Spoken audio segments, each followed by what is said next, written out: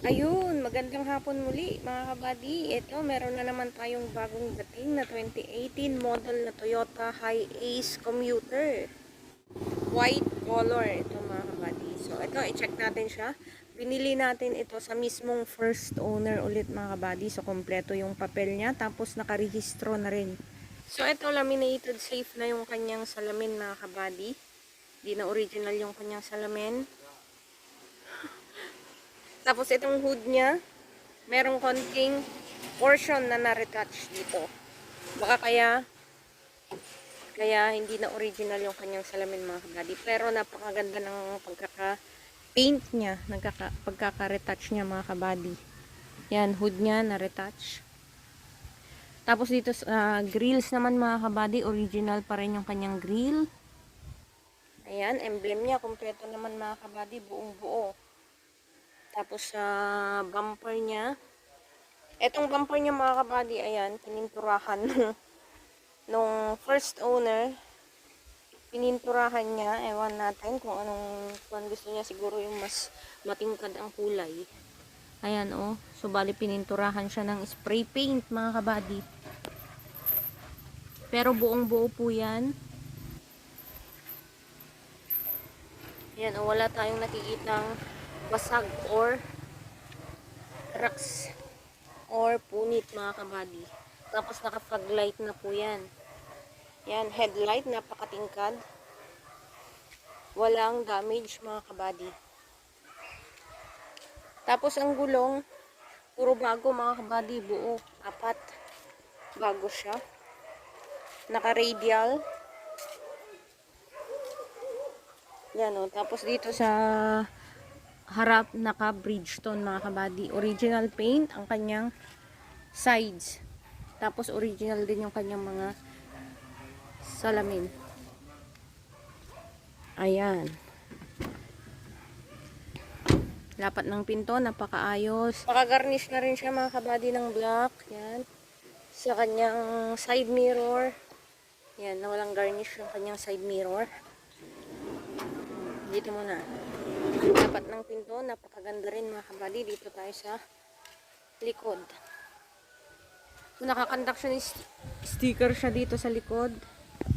Tapos original ang kanyang salamin mga kabady, Toyota. Sticker niya, kompleto pa rin naman.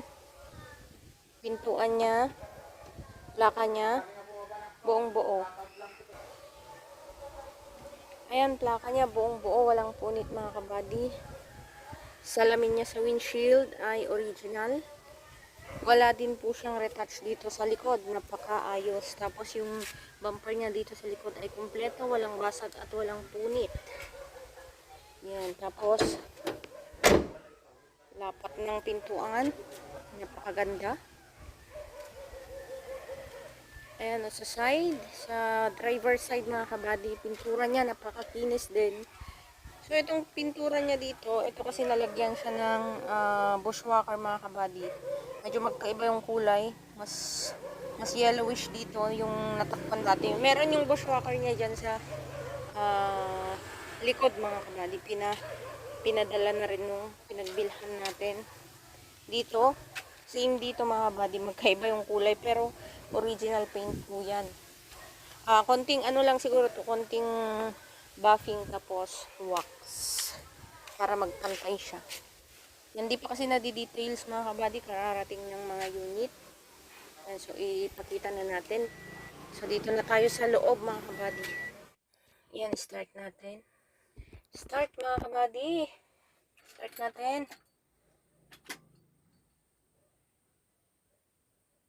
Yun. Very good.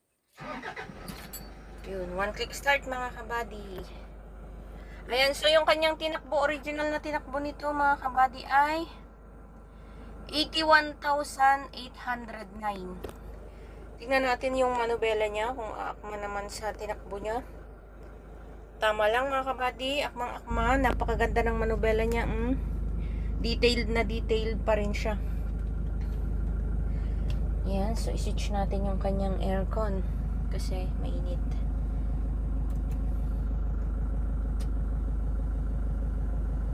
Yun.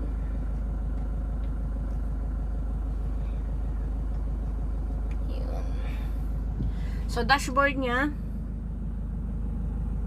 ayan o. Meron lang siyang pinagdikitan dito ng mga kung ano-anong dinikit nila. Pero, airbag niya, napakaganda ng lapat mga kabady. Intact na intact. Tapos dito sa airbag niya, dito sa manubela, intact na intact din siya. Ayan. So, lahat ng gauge niya mga kabady ay gumagana. Yan. 81,809 ang kanyang tinakbo. Original na odometer niya mga kabady. Dito tayo sa aircon na. Ayan, malamig na siya mga kabady. So, yan. Tapos dito sa cambio, yan, pinalitan na nila yung cambio niya. Hindi ko alam kung nandito yung original na cambio. Check natin mga kabady. Wala. Papel lang yung nandito. Napakaayos din ng drawer niya mga kabady. Tapos, ayan, dito sa cambio niya, ayan, leather niya, walang sira. Pero pinalitan nila ng cambio mga kabady. Ito. Busina gumagana. Wiper gumagana. Yan, i-detail ko lang yung kung ano yung nakikita ko dito mga kabady ha. So, sidings niya, napaka linis din. Meron lang mga konting scratch mga kabady, konting-konti lang. Pero yung upuan niya ay napakalinis at napakatigas pa rin. Yan, pati sa likod. Napakalilinis niyan mga kabady. Tapos, mating din siya. Napakaganda ng mating niya. Ito sa driver side mga kabady, ito. Meron lang din siyang mga minimal scratches. Gumagana din lahat.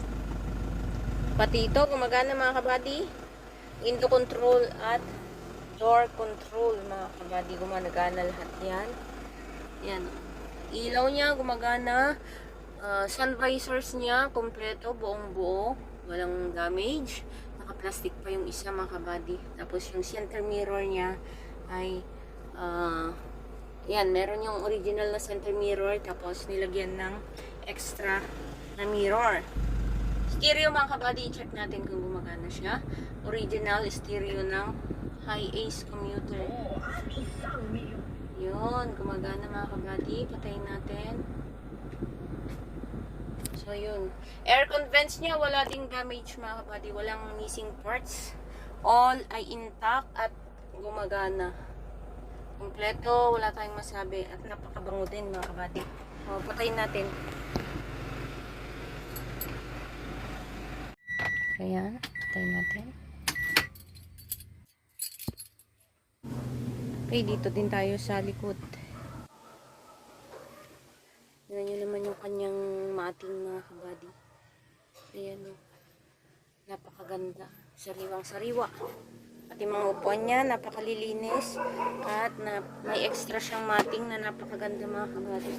Ito tayo sa kanyang loob mga kabady. Ayan o. Napakalinis ng kanyang